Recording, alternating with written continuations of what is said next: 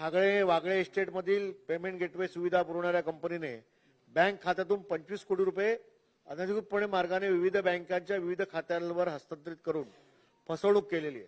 परंतु हे पैसे जे आहेत ते परदेशात गेलेले आहेत आणि त्याच्यापैकी 16,180 कोटी 41,92,479 इतकी रक्कम चलनाद्वारे व नियमित बँक व्यवहाराद्वारे गैरकायदेशीर मार्गाने विदेशात पाठवलेली आहे आणि त्याच्यावरती आपण सरकारने एसआयटी लावून याची चौकशी केली पाहिजे. माननीय अध्यक्ष महोदय, श्री सुनील प्रभूजी यांनी जो मुद्दा या ठिकाणी मांडलेला आहे ती वस्तुस्थिती आहे.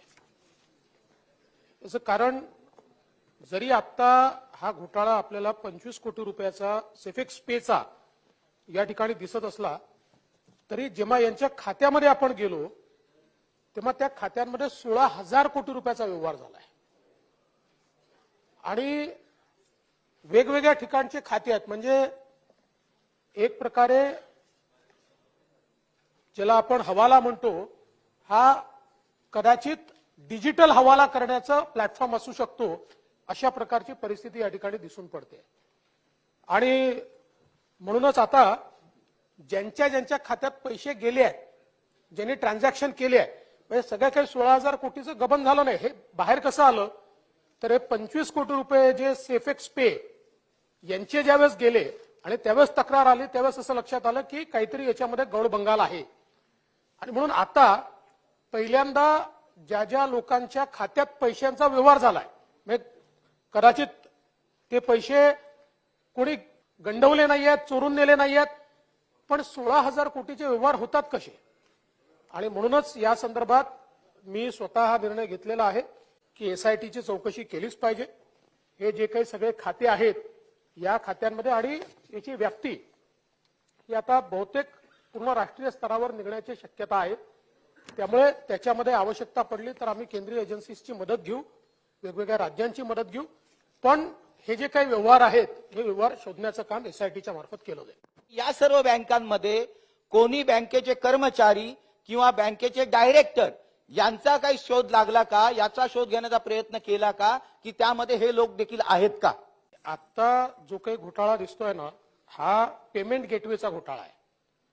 अद्याप बँकेचा त्याच्यामध्ये कुठला सहभाग आहे का तर ते लक्षात येत नाहीये, पण आला तर त्याच्यावर कारवाई आपण निश्चितपणे करू.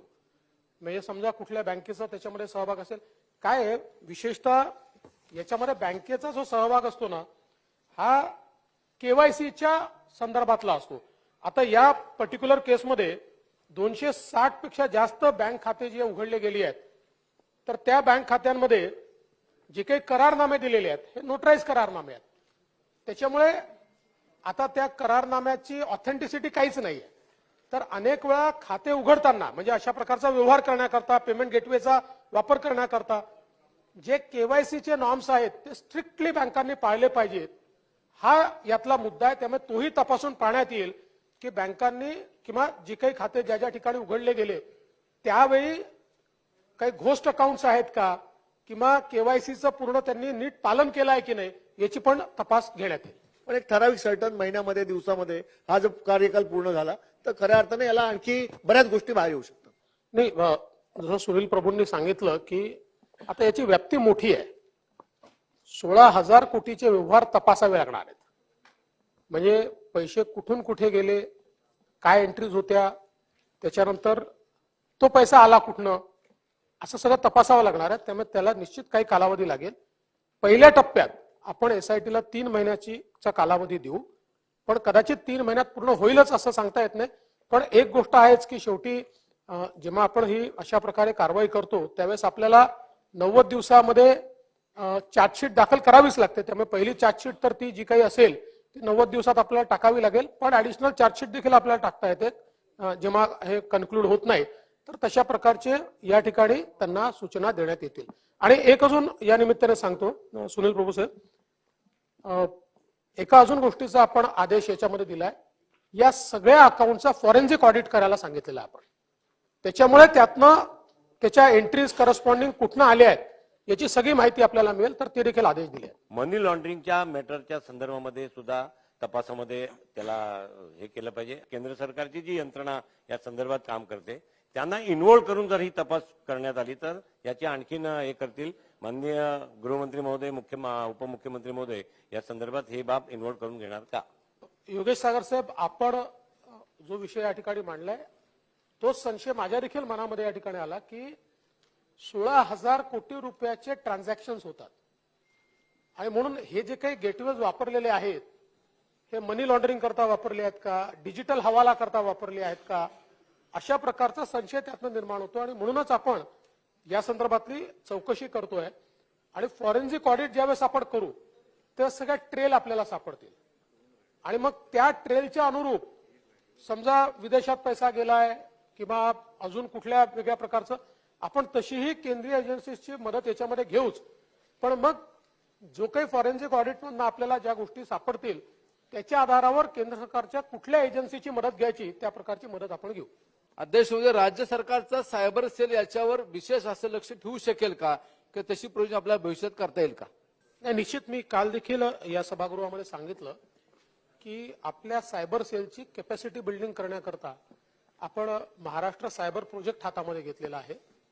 हा जो महाराष्ट्र सायबर प्रोजेक्ट आहे हा एक आपण असा प्लॅटफॉर्म तयार करतोय की ज्या प्लॅटफॉर्मवर आपण सगळ्या banks, financial institutions, NBFCs, social media platform सगळ्यांना ऑनबोर्डिंग आपण करतोय आणि ही क्विक रिस्पॉन्स अशा प्रकारची आपण फॅसिलिटी उभी करतोय. कारण जसं आपण सांगितलं की अनेक वेळा एखादा क्रेडिट कार्डचा फ्रॉड झाला की तो 3-4 तासामध्ये जर तो पैसा आपण रोखू शकलो तरच पैसा रोखता येतो, नाहीतर दिवसभरात अनेक अकाउंट तो ट्रान्सफर होत विदेशात जातो आणि अलीकडच्या काळामध्ये ते लोक अशा प्रकारे प्लॅनिंग करतात की ज्या देशांची भारताचा समझोता नाहीये अशा देशांमधल्या अकाउंटमध्ये ते पैसे ट्रान्सफर करतात. म्हणजे मग तिथे आपलं जे काही त्या ठिकाणी इंट्रोगेशन आहे ते स्टक होऊन जातं, हेल्डअप होऊन जातं आणि म्हणूनच क्विक रिस्पॉन्स करता हा संपूर्ण आपण प्लॅटफॉर्म तयार करतोय. आता त्याची प्रीबिड स्टेज आहे आणि जगातल्या अतिशय उत्तम म्हणजे ज्या प्रथितयश अशा 17 कंपन्यांनी त्याच्यामध्ये इंटरेस्ट दाखवलेला आहे. त्यामुळे अतिशय चांगला प्लॅटफॉर्म हा आपण तयार करू आणि त्यांनी आपली जी काही सायबर क्राईम डिटेक्शनची क्षमता आहे ही क्षमता प्रचंड मोठ्या प्रमाणात त्याच्यामुळे वाढेल. तो 3 दिन का जो टाइम का आवश्यकता है वो 1 हफ्ता 10 दिन देना पड़ेगा बैंक, ये सरकार का तरफ से आदेश जाएगा क्या? दूसरा, कोई भी व्यक्ति दिल्ली से बैठ के ग्लोबल क्राइम हो गया है, हमेशा ये पैसा जो ट्रांसफर करके ले रहा है इनको जो है तो साइबर क्राइम में जो करेंगे तो उसी तो कंट्रोल यूएसए में और यूरोप में गलती अपना देश में है, उनका कंट्रोल दूसरा कंट्री में है, ये कंट्रोल अपना देश में होगा क्या? सन्माननीय तमिल सेल्वन साहेबांनी जे मुद्दे उपस्थित केले आहेत त्याच्यामध्ये पहिल्यांदा ओटीपीच्या संदर्भात त्यांनी जे सांगितलं तर ओटीपी शेअर करू नये अशा प्रकारचं सातत्याने एक ऍड कॅम्पेन देखील आपण चालवतो. सगळ्या बँका म्हणजे ज्या ज्या बँकेत तुमचं अकाउंट आहे त्या बँका तुम्हाला जसं ओटीपी पाठवतात तसं त्या बँका तुम्हाला मेसेज पाठवतात की आम्ही कधीही तुमचा ओटीपी मागत नाही, तुमचा ओटीपी कोणाला शेअर करू नका. अशा प्रकारे जनजागृती मोठ्या प्रमाणात केली जाते. अलीकडच्या काळात आपण बघितलं असेल तर केंद्र सरकारच्या माध्यमातून देखील टीव्हीवरही अशा प्रकारचं एक ऍड कॅम्पेन चालवलं जातं. तथापि अनेक वेळा लोक फसतात आणि आपला ओटीपी जो आहे तो त्या ठिकाणी शेअर करतात. तर त्याच्यामुळे जाणीव जागृती करूनच याच्यामध्ये आपल्याला तो जो काही लोकांना त्यातनं आपल्याला वाचवता येईल. दुसरं आपण जे सांगितलं की 3 दिवसामध्ये ही कंप्लेंट करा असं जे काही बँका म्हणतायत त्याचं कारण असते आहे की हे सगळे डिजिटल ट्रान्झॅक्शन्स आहेत आणि याच्यामध्ये जर उशीर झाला कंप्लेंटला तर त्याच्यामध्ये काही मिळण्याची सुतराम शक्यता नाहीये. आणि आपल्याला बघा आज जो ओटीपी वापरतो असा जो नेट बँकिंग करतो किंवा प्रत्येकाच्या खात्याचं कुठल्या तरी मोबाईल क्रमांकाशी आता तो खातं जोडलेलं आहे तर जसं तुमच्या खात्यातनं पैसा निघतो तसं तुम्हाला एक मेसेज येतो की एवढे पैसे तुमच्या खात्यातनं निघालेले आहेत. त्यामुळे असं नाहीये की तुम्हाला त्याची माहिती नसते. तर त्याच वेळी जर हे पैसे निघाले आणि आपण काढले नाहीयेत आणि त्यात म्हटलेलं असतं की एवढे निघाले आहेत आणि तुम्ही जर ते काढलेले नसतील तर तुम्ही अशी अशी तक्रार करा, असा मेसेज येतो. त्यामुळे मला असं वाटतं की 3 दिवसाची जी काही मुदत आहे, अर्थात मला याची कल्पना नाही की 3 दिवसाची मुदत आहे की नाही. मी लॉ एन्फोर्समेंटच्या पॉईंट ऑफ व्ह्यूने सांगतो की 3 दिवसाची मुदतही मोठी होऊन जाते, पण ती मुदत वाढवणं हे संयुक्तिक होणार नाही.